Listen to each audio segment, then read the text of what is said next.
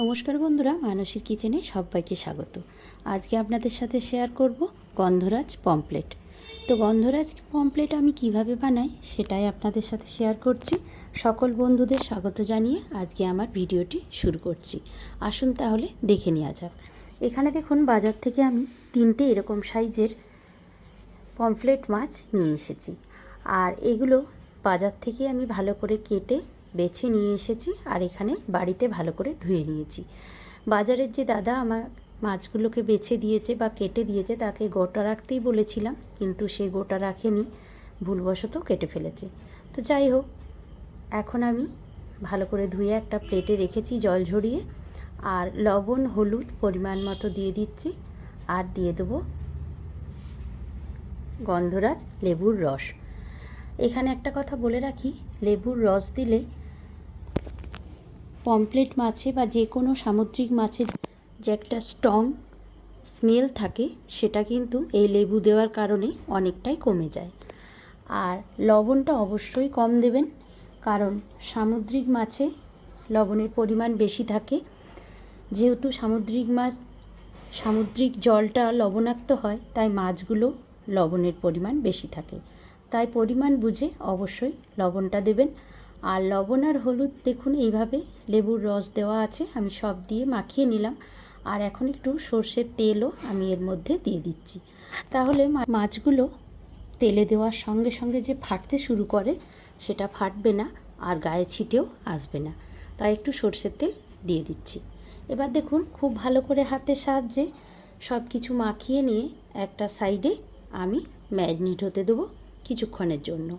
আর ততক্ষণে আমি একটা মশলা তৈরি করে নেব। দেখুন, মাছগুলো আমার কিন্তু খুব ভালোভাবে সব কিছু মাখানো হয়ে গেছে। এবার এগুলোকে একটু রেখে দিচ্ছি একটা সাইডে, আর চলুন মশলাটা তৈরি করে নিই। আমি একটা মিক্সার বাটি নিয়ে নিচ্ছি, আর এই বাটির মধ্যে দিয়ে দেবো হলুদ সর্ষে 1 চামচ, আর দিয়ে দেবো পোস্ত 1 চামচ। আপনাদের যে পরিমাণ মাছ থাকবে সেই পরিমাণ মশলাগুলো নিয়ে নেবেন। আর দেখুন, মাত্র 2 কোয়া রসুন আমি এর মধ্যে দিয়ে দিলাম।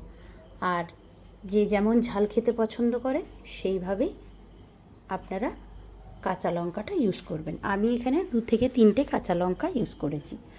আর দিয়ে দিচ্ছি দেখুন 2 চামচ টক দই। টক দইটা কিন্তু বেশি দেব না, কারণ এখানে গন্ধরাজ লেবুর রস ব্যবহার করব। আবার টক দইয়ের পরিমাণ যদি বেশি হয়ে যায় তাহলে মাছ রান্নাটা টক হয়ে যাবে, খেতে কিন্তু অতটা ভালো লাগবে না। এদিকে দেখুন, আমার মশলাটা তৈরি করা হয়ে গেছে, আর গ্যাস ওভেনে কড়াইটাও বসিয়ে দিয়েছি। গরম হয়ে যাওয়ার পর সর্ষের তেলও দিয়ে দিয়েছি। এই রান্নাটি কিন্তু সর্ষের তেলে করলেই বেশি ভালো লাগে।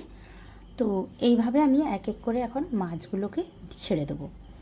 তেলের মধ্যে মাছগুলো যতটা ধরবে কড়াইয়ে আমি ততগুলো দিচ্ছি, আবার বাকিগুলো পরের ব্যাচে ভেজে নেব। সবগুলো তো একসাথে ধরবে না, তাই যতগুলো আমার ধরছে এখন ততগুলোই আমি ভেজে নিচ্ছি। দেখুন, একটা সাইড এইভাবে ভেজে নেওয়ার পরে আরেকটা সাইড উল্টে দিচ্ছি, কারণ দুটো সাইডই খুব হালকা আমি ভাজবো। খুব বেশি কড়া করে আমি ভাজবো না, তাই তাড়াতাড়ি উল্টে দিচ্ছি। ডিপ ফ্রাই করার কিন্তু কোনো প্রয়োজন নেই, তাহলে স্বাদটা অতটা ভালো আসবে না।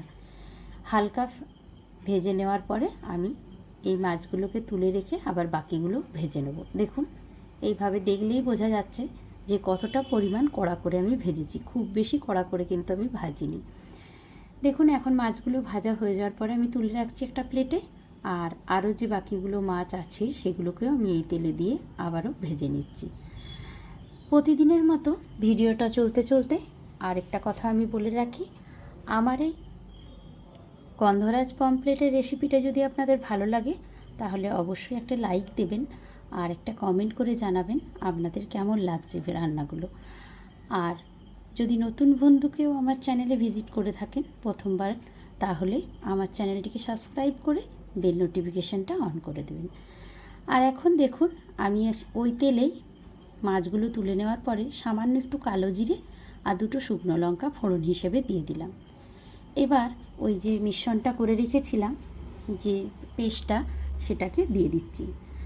এখানে আরও একটা কথা বলে রাখি, টক দই যদি মিক্সিতে দিয়ে মশলার সাথে ঘুরিয়ে নেওয়া যায় তাহলে কিন্তু আর ফাটার চান্স থাকে না। অনেক সময় সরাসরি টক দই রান্নায় ব্যবহার করলে কড়াইয়ে দেখবেন ছানা কাটার মতো ফেটে যায়, তাতে কিন্তু এতটা ভালো লাগে না দেখতে বা খেতে। আর এইভাবে যদি মিক্সিতে দিয়ে দেন তাহলে কিন্তু বেশ ভালো লাগে। আমি এখন জলটা মিক্সির বাটি ধোয়া দিয়ে দিলাম আর একটু মিশিয়ে নিচ্ছি।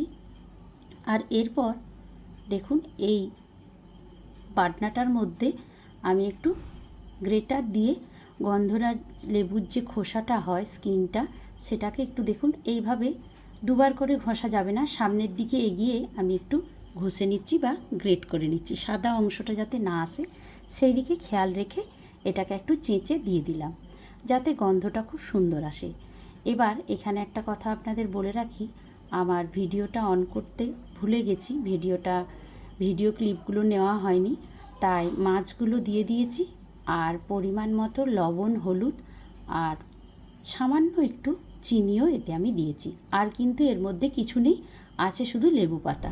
সবশেষে লেবু পাতাগুলো আমি দুটো গন্ধরাজ লেবুর পাতাকে এইভাবে টুকরো করে আমি দিয়ে দিয়েছি, টুকরো টুকরো করে, কারণ গন্ধরাজ লেবুর পাতায় কিন্তু বেশি গন্ধ থাকে, তাই গন্ধরাজ লেবুর পাতাটা অবশ্যই দেওয়ার চেষ্টা করবেন।